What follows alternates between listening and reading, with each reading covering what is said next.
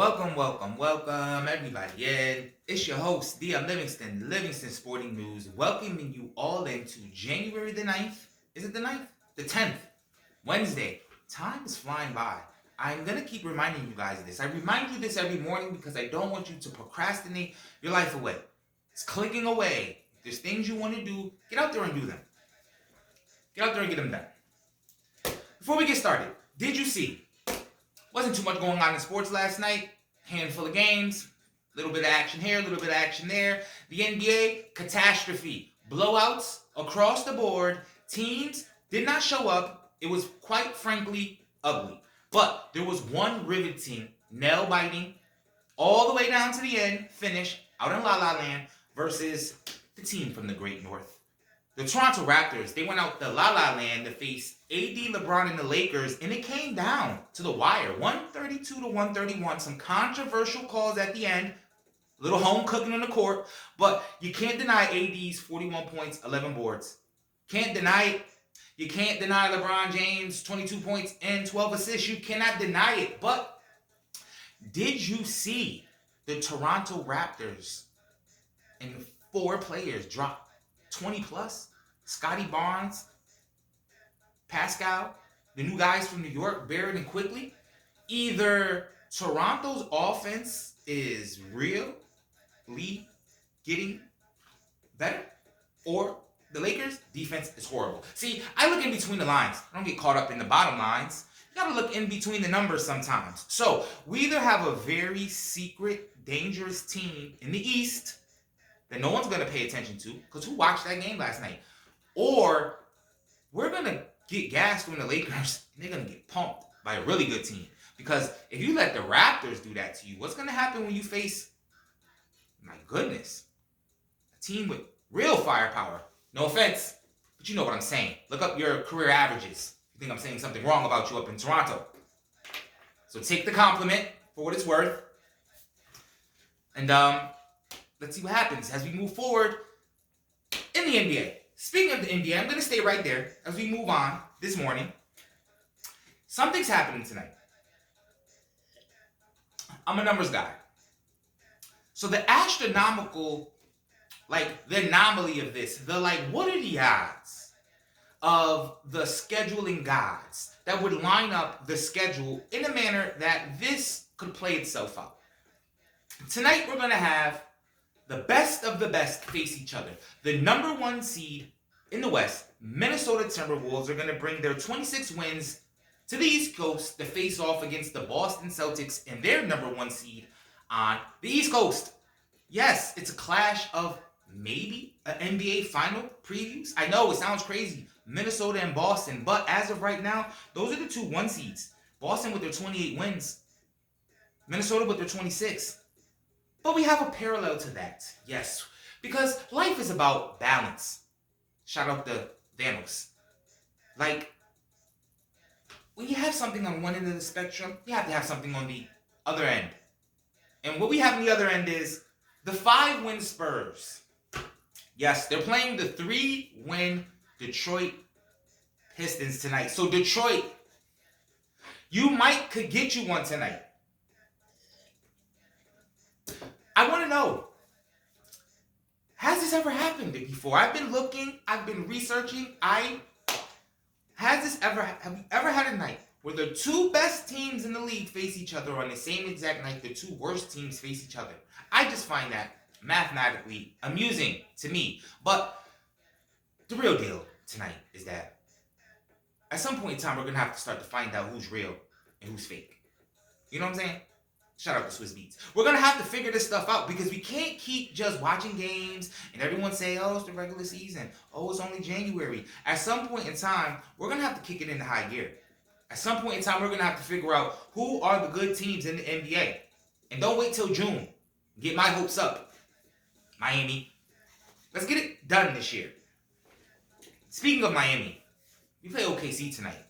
That might be a problem because Shea, SGA, Gilgeous Alexander is a problem. He might show out in South Beach tonight. But other than that, leaving the NBA, before we get into all the happenings this week in the NFL and talk about all the coaches that got fired on Monday. I wanna touch in on what I told you guys last night. I told you to watch Baylor and BYU. Final score was Baylor 81-72. Not as close as I had anticipated to become, but I have a sleeper. I have an early sleeper pick, so my March Madness people out there, when it's bracket time, I know it's kind of early, but March will be here before you know it. Keep this team in mind. Baylor Bears. Just keep them in mind. That's all I'm saying. I'm not saying anything crazy, extravagant. I'm just saying, when it's time to pick, if you don't remember, just remember Baylor. Just keep that in mind. But a team that's near and dear to my heart, it's game night, collegiate level. UConn Huskies. Yes, we travel out to Cincinnati to face off against Xavier. We are bringing our number 4 ranking out to Cincinnati. Listen, they're 7-7. And I'm going to keep it real right now, because that's the only way I know how to do it. I'm a little scared. Not scared in the way that, like, a chump would be scared in a situation he should show strength. No, in a respect, like, I respect fire, so I'm afraid of it. Because I respect it. Not that I'm a punk, it's fire. I understand what's happening when you deal with fire. See what I'm saying? I understand what happens when you deal with ballers from the Natty. Cincinnati dudes is just wired differently when it comes to certain things. They're not easily impressed. So that number 4 ranking, that means nothing to them. As far as they're concerned, some dudes from Connecticut is coming out there, and they ready. So I hope my Huskies don't go out there sleepwalking, because we will get punched right in the teeth. Shout out to Cincinnati. Remember I said it. So if you see me here tomorrow, I'm not going to be boo-hooing if we lose, because I'm prepped, I'm braced. But don't get me wrong, if we knock them off, momentum is a real thing. Momentum is a real thing. So, yesterday I promised I would get into the picks for this weekend. But before we look ahead, let's look back. Let's go to Monday and talk about the coaches that were fired on Monday. Traditionally, the Monday after the last Sunday is Axe Day. Time to out with the old, go look for the new to try to fix the problems. So, I have 3 teams here that are going in new directions. And I was just thinking to myself, about time. I'm going to start with my team, the Commanders. Ron Rivera, respectfully, you've given a lot to the NFL, a lot to the league. But your time has come and it has gone. And you missed the bus. You should go catch it. A lot of these coaches' styles, quite frankly, is played out. It's played out. It's old school stuff. We got to get these younger-minded talents. Now, this is not disparaging the elder statesmen of the NFL, because we need wise leaders, but wise leaders that the young coaches call on Saturday night to get advice. We don't need you there trying to engage with young men 50 years younger than you. Talking to you, Bill Belichick. Go. Tom Brady's not coming back. Listen, I don't care who you bring into New England. Tom Brady's not coming back. Bill, and there was a while when we couldn't figure out who was it really. Was it you or was it Tom? Listen, we already know Tom won another one, could have won another one, and now he's somewhere chilling. Got a divorce. He's starting his villain arc right now. He's like living his best life.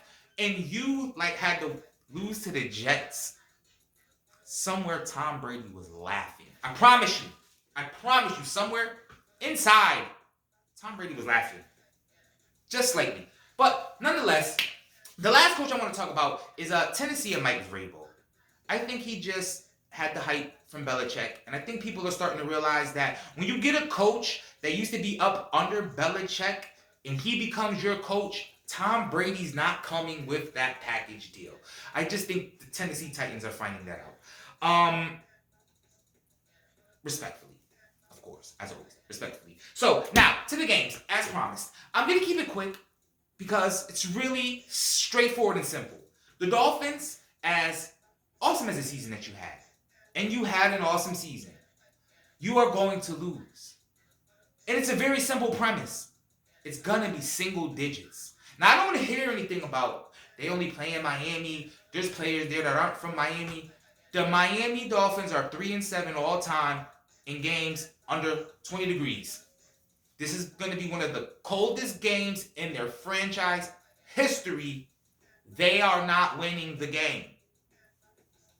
Period. And it's sad because I don't think the Kansas City we're used to. I think that's a shell of their former selves.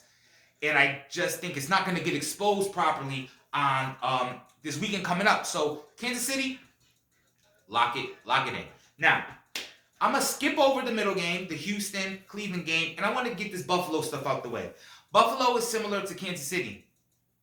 The NFL are trying to prop up this rivalry so bad they want Kansas City and Buffalo because Cincinnati dropped the ball on Joe Burrow. He messed that all up. So now it's like we have to get this. But you know what? Mike Tomlin is somewhere right now. He knows that. Mike Tomlin's been in the league long enough to know nobody wants to see Pittsburgh. He knows that. The players know that. They're going to go up to Buffalo and punish Buffalo. I promise you that. I know what you're saying. That sounds a little personal. You got personal beef? I'm sorry. I care less about Buffalo Bills. Or any Buffalo Bills fans who might feel some way about that. I got to keep it real. It's the only way I can keep it. Listen, they're on a 5-game win streak. Let me flash you back. A little while ago, 2012 or so, the Washington, not Commanders at the time, but you know the other name, they were 3-6. Season's over. Wrong. 7-game, hottest team in the league, blazed their way into the playoffs, and then lost in the first round at home to Seattle. Russell Wilson's not Russell Wilson yet. Don't give me that. Legion of Boom's not the Legion of Boom yet. They were the wild card team. Came into Washington and knocked us off. We were on a 7-game win streak. Buffalo was on a 5-game win streak. They are primed for the picking. Pittsburgh Steelers, number 2. Now the one that, as you've been watching me, you know how I feel about Houston. So yes, a little jaded here. But what I will say is this is a toss-up. Houston has home field, but they're an average home team. And Cleveland's average on the road. This can go either way. So whenever it can go either way, you have to go with the best talent on the field. And quite frankly, C.J. Stroud is the best talent on that field. I know Cleveland's defense is serious, so I don't think by any means it's going to be a walk in the park. But if it's like fourth quarter, tie game, Houston's offense has the ball, man, you can sign, still deliver that. Houston is winning.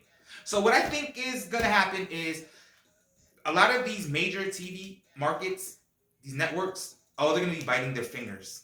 They're going to be biting their fingers off. Don't you mean fingernails? No, they're going to be biting their fingers off, sweating this weekend, because I think a lot of major markets, talking to you, Philly, are gonna have to find other television programming in 2 more weeks.